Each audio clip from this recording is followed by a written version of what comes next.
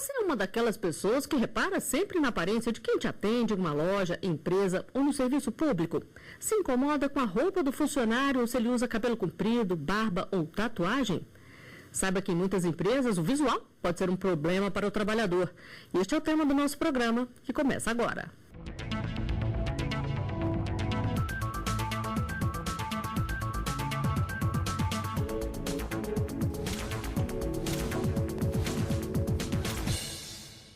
No programa Artigo 5º de hoje, vamos mostrar até onde uma empresa pode interferir no visual do funcionário. Está na nossa Constituição.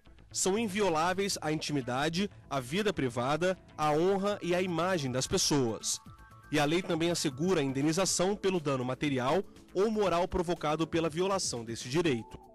E para falar sobre o que fazer em casos de discriminação estética, eu recebo no estúdio da TV Justiça Estevão Gandhi, advogado de Direito Trabalhista e pós-graduado em Direito Público, e Gildásio Pedrosa, advogado especialista em Direito Civil. Sejam bem-vindos ao nosso programa.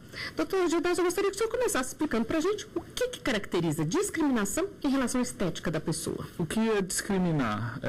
É você de tratar a pessoa de forma que inferiorize ela, que rebaixe a posição dela, que trate ela diferente ou com desconsideração por conta de uma questão de aparência, uma questão estética, uma questão física. Então, toda vez que uma pessoa é tratada de uma forma preconceituosa, intolerante, ou que rebaixe ela a um padrão específico, por conta da questão da aparência, de cor, de raça, a gente pode considerar que houve uma discriminação por conta da estética.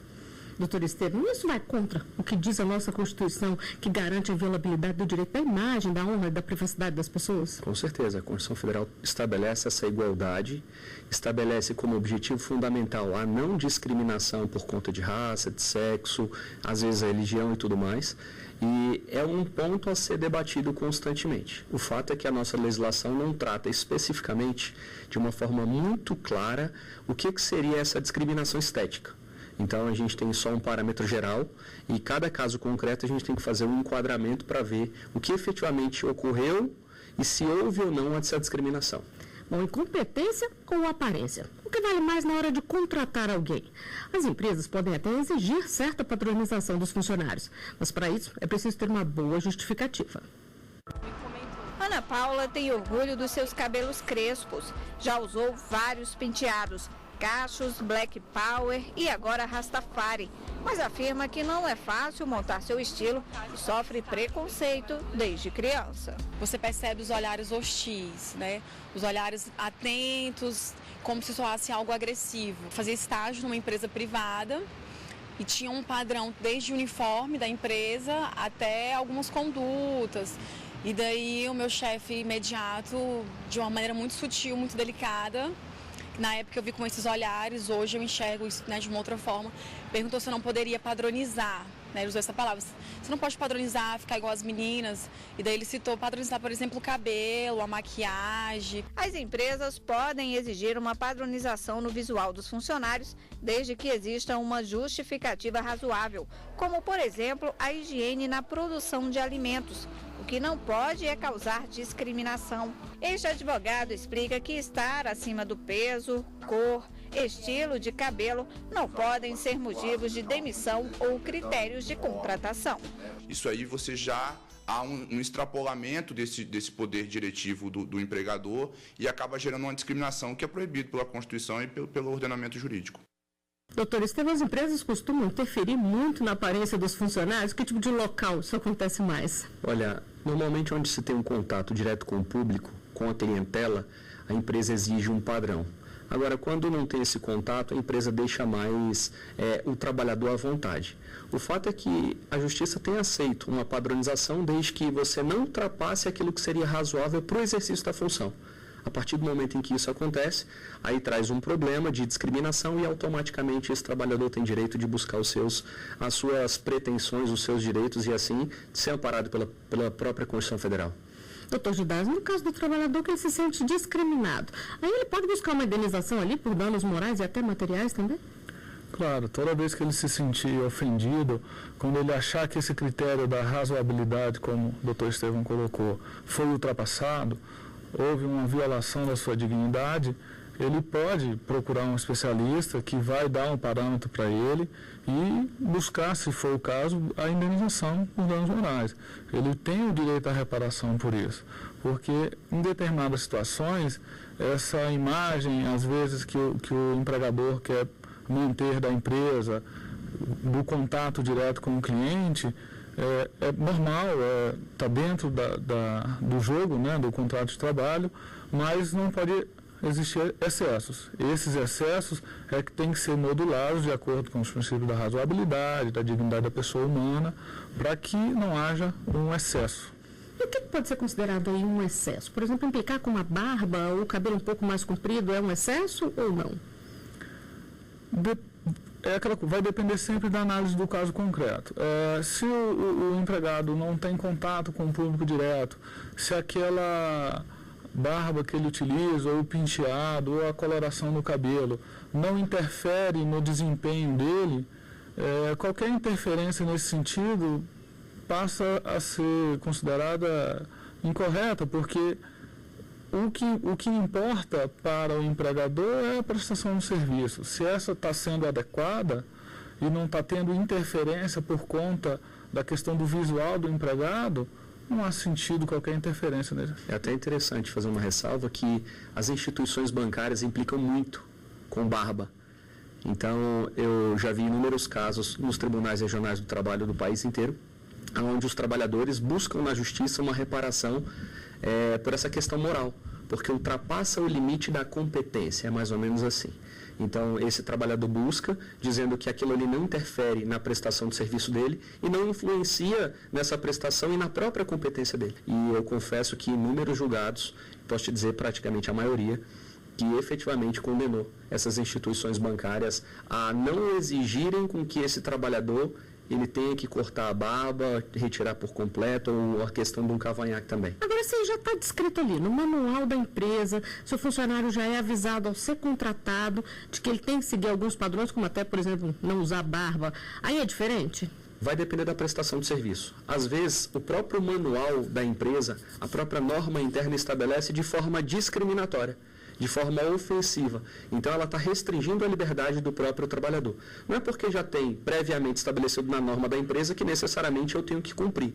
Quando ela ultrapassa aquilo que a gente entende que seria o razoável, automaticamente essa cláusula dessa norma ela é nula de pleno direito. Nós temos aí no país inteiro inúmeras ações civis públicas propostas pelo Ministério Público do Trabalho, onde ele obriga as empresas, claro que por meio da justiça, obriga as empresas a declarar a nulidade ou alterar determinada cláusula de norma interna que traz esse tipo de situação quando ultrapassa essa razoabilidade. Aí viola a dignidade da pessoa humana mesmo, aí não tem para onde correr. Agora, doutor Gilberto, a gente já falou aqui que a justiça tem dado muito ganho de causa a essas pessoas. Isso é uma sinalização clara para as empresas que é preciso tomar cuidado ao interferir na aparência do funcionário? É algo que, se você vê a declaração da OIT lá em 1958, já havia preocupação nesse sentido. A sociedade em geral é muito preconceituosa e isso acaba refletindo nas relações de trabalho. Então a gente percebe hoje os empresários, o empregador já toma diversos cuidados. Então, na hora de anunciar, ele não estabelece critérios, até porque tem uma norma dentro da CLT que proíbe que ele coloque critérios de peso, de cor na hora de anunciar a oferta do emprego. Então, está sim, está sinalizado e a gente está caminhando para diminuir ao máximo essa questão da discriminação. Bom, e que tipo de mudança no visual a empresa pode pedir ao funcionário para fazer? Esta é a dúvida de um telespectador. Vamos ver. A empresa pode exigir que o funcionário corte ou ande com o cabelo sempre preso? Doutor Estevão, nas companhias aéreas principalmente, é comum a gente ver as comissárias de bordo sempre com o cabelo preso. Mas a empresa pode exigir também ou pedir que ela corte o cabelo? O que não tem problema na padronização é deixar o cabelo preso. Isso aí, a depender da situação, da circunstância, como nas empresas aéreas, como nas empresas que mexem muito com alimentos, frigoríficos e etc., isso aí pode sim ser exigido, isso é muito bem visto pela Justiça do Trabalho, até mesmo por questão de higiene, por questão de segurança, e também pode ser também num chão de fábrica. Um chão de fábrica onde uma trabalhadora presta serviço em contato com um maquinário, onde de repente tem um motor e ela está com o cabelo solto. Para a própria segurança, é melhor deixar o cabelo preso, porque pode enrolar ali e causar um acidente de trabalho, a gente não sabe qual a extensão disso. Então, cortar em si, não. Isso aí é uma discriminação que ultrapassa o razoável. Mas simplesmente exigir como padrão só deixar o cabelo preso, amarrado e assim vai por diante, não tem nenhum problema. Bom, nós temos mais uma pergunta feita nas ruas para ser respondida pelos nossos convidados. Vamos ver. Se a pessoa está acima do peso, a empresa pode pedir para o funcionário emagrecer, alegando que seu peso está impedindo que ele execute sua função?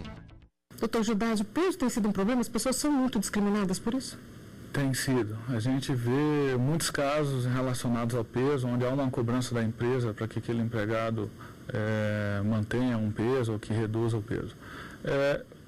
Qual é o critério a ser avaliado nessas circunstâncias? Se o peso, no caso o sobrepeso, está interferindo no desempenho do empregado. Então, eu acho que a questão marcante é isso. Esse peso está atrapalhando o desempenho, é algo que interfere ou não tem nada a ver a questão da função que ele exerce, independente do peso que ele esteja, não haverá interferência. Então, esse é o critério. Só nos casos aí que haja mesmo um problema em relação ao desempenho do empregado, a empresa pode direcionar aí ou recomendar, até apoiar um empregado para que ele perca peso, porque é até uma questão de saúde. Então a empresa não pode discriminar. Eu acho que o ideal é que a empresa faça um trabalho que apoie aquele empregado, porque a gente sabe que a obesidade não é normalmente uma opção, é uma questão até às vezes de doença. No caso de obesidade mórbida, doutor Estevam, aí muda alguma coisa ou segue o mesmo critério? Se está interferindo, é que tem problema? Só se tiver interferência. O que o doutor falou está certinho, está no caminho, é o que os tribunais têm entendido. Eu vi até um julgado recente, bem interessante, que era um professor de educação física obeso. E ele começou a ser discriminado, ou seja, não interferia na prestação de serviço, mas mesmo assim a empresa começou a exigir com que ele viesse a emagrecer para tentar justificar a atividade que ele desempenhava. Porque até um contrassenso, um professor de educação física obeso, como se isso fosse uma imposição, como se isso fosse necessário. Como não atrapalhava na prestação de serviço, esse professor entendeu que ultrapassou a razoabilidade, moveu uma ação na justiça e conseguiu uma indenização por danos morais em decorrência disso. Bom, sabe aquelas pessoas que adoram tatuagem? Nós encontramos várias comunidades nas redes sociais com o nome Tatuagem Não Muda Caráter. O que será que os chefes pensam sobre isso? É o que você vai ver no próximo bloco. Estamos de volta com o artigo 5º. O tema do programa de hoje é a discriminação estética. Aqui no estúdio, eu recebo Gildásio Pedrosa, advogado especialista em Direito Civil, e Estevam Gandhi, advogado de Direito Trabalhista e pós-graduado em Direito Público. E tem gente que odeia tatuagem, tem preconceito. Outros consideram uma arte. Gostam tanto que transformam o próprio corpo em uma tela. O fato é que a tatuagem causa polêmica. Várias comunidades na internet se dedicam à discussão.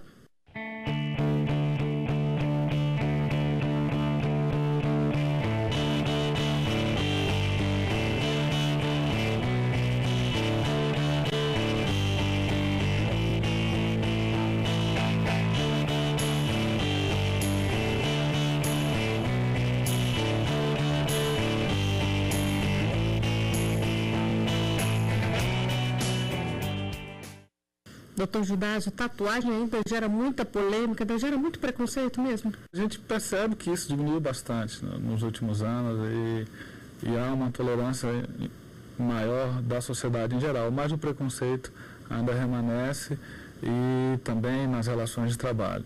Acho que a gente teria que passar dessa, porque o fato de ter uma tatuagem não vai determinar se a pessoa é competente ou não. Não muda o caráter, como disseram ali nas comunidades, né? Nem muda o caráter e nem vai dizer se aquele candidato a uma vaga de emprego é mais competente ou menos competente do que outro que não possui tatuagem.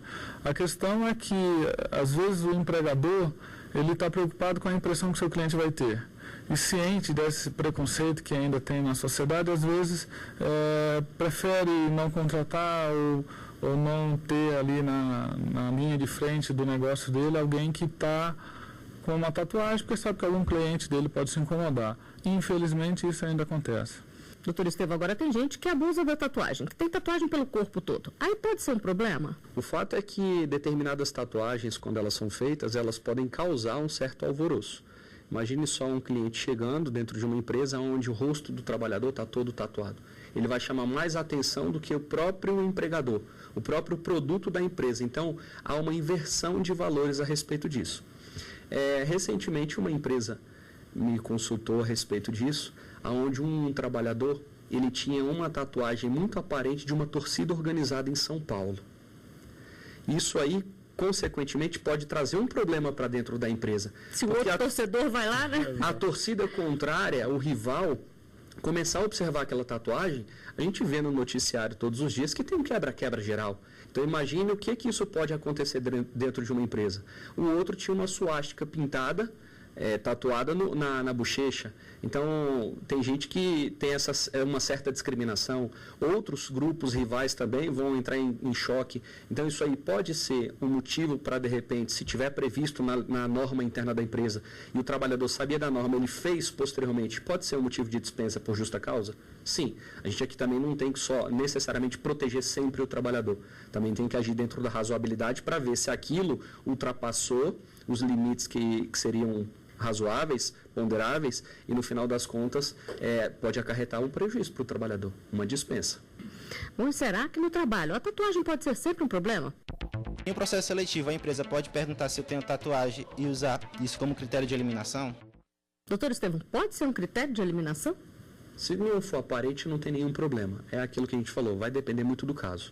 A empresa normalmente não faz esse tipo de pergunta, mas se fizer, hoje em dia, nós temos um aparato normativo amplo dentro dos tribunais que diz que não é critério de dispensa do trabalhador ou não seleção desse trabalhador.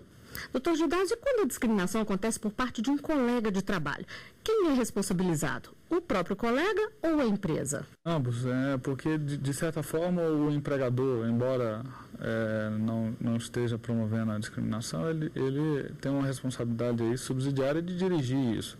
Mas é claro que o ofensor é o responsável, né? Isso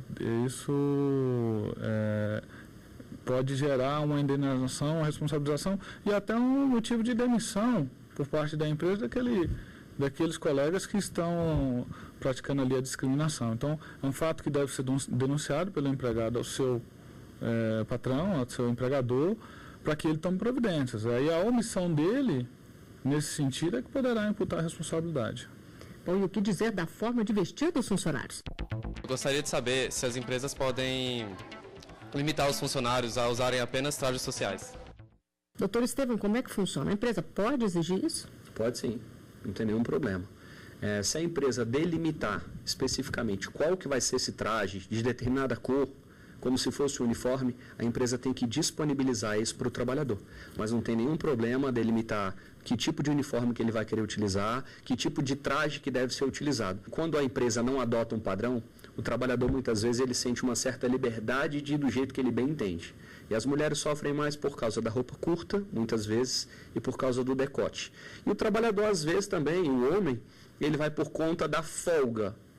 Folga que eu estou dizendo o trabalhador vai de bermuda, camisa regata, num ambiente que é um ambiente completamente diferenciado. Então ele pode exigir? Claro que ele pode. Claro que o trabalhador também tem que ter bom senso na hora de utilizar a sua vestimenta para poder prestar o serviço. E sem contar que é a aparência, né? A aparência do trabalhador também é a aparência da própria empresa. Quer dizer que, então, uma coisa é discriminar pela estética, a outra é cuidar para evitar a roupa curta demais, o decote, como diz o doutor Estevão, né, doutor Gidásio? Esses critérios, esse padrão que a empresa estabelece, se não for algo que foge da razoabilidade, se não for algo exagerado, é muito bem-vindo, porque dá até uma orientação ao empregado da forma que ele deve se portar e como ele deve se vestir no ambiente de trabalho.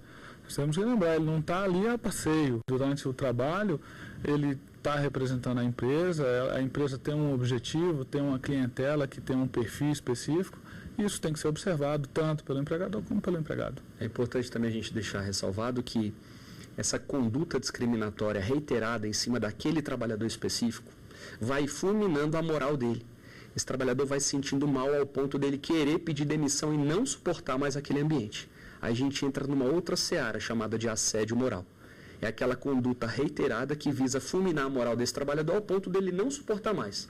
O ambiente de trabalho fica tão desmotivador para ele que a única alternativa é pedir demissão, mas que na verdade não poderia ser assim.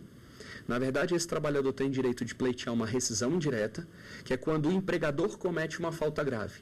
Ah, mas não foi o empregador, foi um trabalhador. Sim, mas ali o empregador tem o dever de fiscalizar e não fiscalizou. Então, vai acarretar a rescisão indireta, pelo empregador estar descumprindo as obrigações do contrato, que é tratar o trabalhador com urbanidade.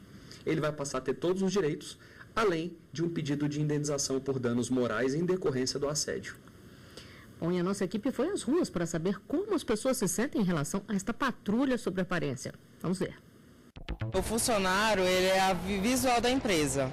Então, ele precisa estar bem vestido, ele precisa estar mostrando o que é a empresa, a cara da empresa. Um funcionário mal vestido vai só falar mal da empresa. A pessoa vai trabalhar de qualquer jeito e não vai ter um padrão. A pessoa é o espelho da empresa, então ela tem que representar a empresa que ela trabalha com um certo vestuário. Geralmente, quando eu vou para entrevista de emprego, alguma coisa, eu coloco uma blusa de manga comprida, já justamente para evitar esse tipo de coisa, né? Essa discriminação, ou eu deixar de concorrer à vaga por causa da tatuagem. Eu já senti que as pessoas me tratam de um modo mais diferente, me desacreditando um pouco por causa da minha aparência, só que eu nunca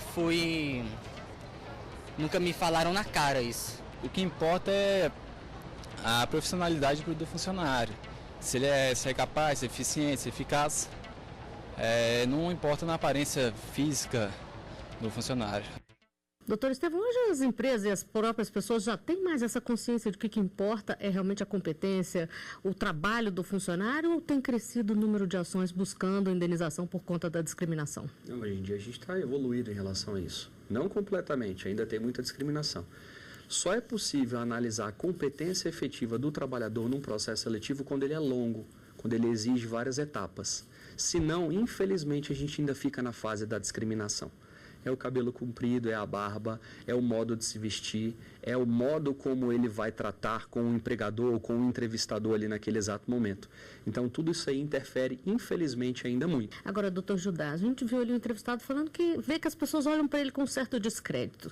Se a discriminação acontece por parte do cliente, como a gente já falou aqui que acontece muito, aí esse funcionário também ele pode buscar os direitos dele? Ah, com certeza. O cliente, por mais que tenha razão, né, naquele jargão do comércio, o cliente tem sempre razão. Nesse caso, ele não tem razão. Ele não tem o direito de discriminar ninguém por conta da aparência. Então, esse empregado pode sim, e deve até ter o aval da empresa nesse sentido, pedir a reparação por conta daquele cliente. A gente sabe que muitas vezes o empregador quer pôr panos quentes em cima daquela situação, mas é direito sim do empregado pleitear uma reparação por danos morais por conta da ofensa que for verificada. Bom, para encerrar, eu gostaria de saber de vocês o que deve ser feito para conciliar a liberdade das pessoas com o padrão defendido pelas empresas. Doutor Estevão. Olha, eu acho que tem que adotar uma norma interna razoável de acordo com o serviço que vai ser prestado. E é claro que o candidato, quando for para uma entrevista de emprego, ele tem que se portar de uma forma diferenciada, ele tem que ter uma vestimenta adequada, porque ele sabe que ali pode ser o futuro dele. De repente, ele vai ser selecionado naquela empresa e vai passar o restante da vida. Então, isso tem que ser observado? Tem. As empresas têm que tomar muito cuidado para não fugir do razoável, porque isso viola diretamente a dignidade do trabalhador e, consequentemente, ela vai sofrer na Justiça do Trabalho com indenização, com ação civil pública, porque o Ministério Público do Trabalho também é muito eficiente nesse ponto. E para o senhor, doutor Judásio? O cuidado de ambos os lados é fundamental. O empregador e seus prepostos, os gerentes, eles não podem deixar que preconceitos, questões pessoais influenciem na direção e na fiscalização que ele tem do empregado. Então, o cuidado tem que ser o ponto-chave aí. Na hora de elaborar as normas, o manual de conduta da empresa, é sempre importante procurar um especialista para falar, olha, aqui você está exagerando exigência, porque isso não interfere em nada no desempenho do profissional. E, por outro lado, o empregado, como a gente já bem disse, eles têm que saber que é um ambiente de trabalho e que ele representa muitas vezes a linha de frente da empresa, e ele tem que pensar no cliente. Se o cliente se sentir incomodado ou achar que aquilo não é adequado para a função que ele está desempenhando, ele tem que ter esse bom senso, essa razoabilidade. Bom senso sempre, né? Sempre. Bom, o programa de hoje termina aqui. Doutor Estevão, doutor Judás, eu agradeço muito a presença de vocês aqui no estúdio da TV Justiça e eu agradeço também a sua audiência. A cada semana preparamos um novo tema especialmente para você. Participe enviando a sua sugestão para o e-mail artigo5@stf.jus.br. E se quiser rever este e outros programas, é só acessar tvjustiça.jus.br. Até a próxima semana.